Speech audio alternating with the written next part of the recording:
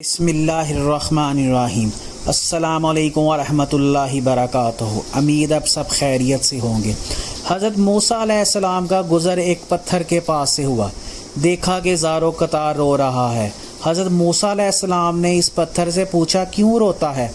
اس نے جواب دیا جب سے یہ آیت سنی ہے، سورۃ البقرہ آیت نمبر 24۔ ترجمہ: جہنم کا ایندھن آدمی بھی ہیں اور پتھر بھی، اس وقت سے خوف کی وجہ سے رو رہا ہوں۔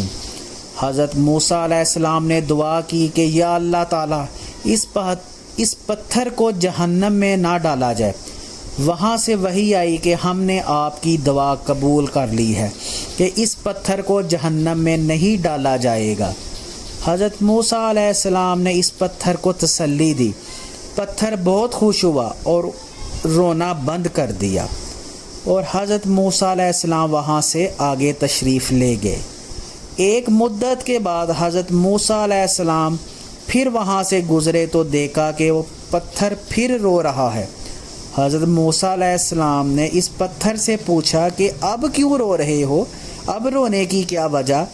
جب کہ تمہاری تسلی کروا دی گئی تھی اور تمہیں خوشخبری بھی مل گئی تھی، یعنی کہ اب پتھر کو کیوں رونے کی وجہ تو ہے کوئی نہیں تھی، کیونکہ اس کو جنت کی بتا بھی دیا تھا، تو خوشخبری بھی مل گئی تھی، تو اب کیوں رو رہے ہو؟ حضرت موسیٰ علیہ السلام نے اس سے پوچھا تو پتھر نے کہا اے موسیٰ علیہ السلام، خوشخبری رونے کی وجہ سے ہی ملی تھی، اب میں رونے کو کیسے چھوڑ دوں جس کی بدولت اتنی بڑی دولت نصیب ہوئی ہے۔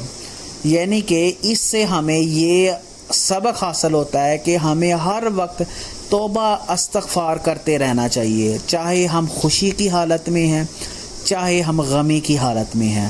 یہ ایک تاریخی کتابوں کے اندر یہ ایک پتھر کی حقائق لکھی ہوئی تھی، میں نے اس کو پڑھا، مجھے بہت اچھی لگی، میں نے کہ آپ لوگوں کے ساتھ شیئر کیا جائے۔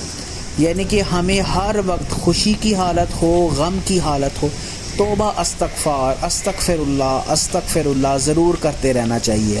اللہ تعالیٰ میرے آپ کے ہم سب کے گناہوں کو معاف فرمائے، آمین۔ آپ کا دیکھنے کا بہت شکریہ، جزاک اللہ۔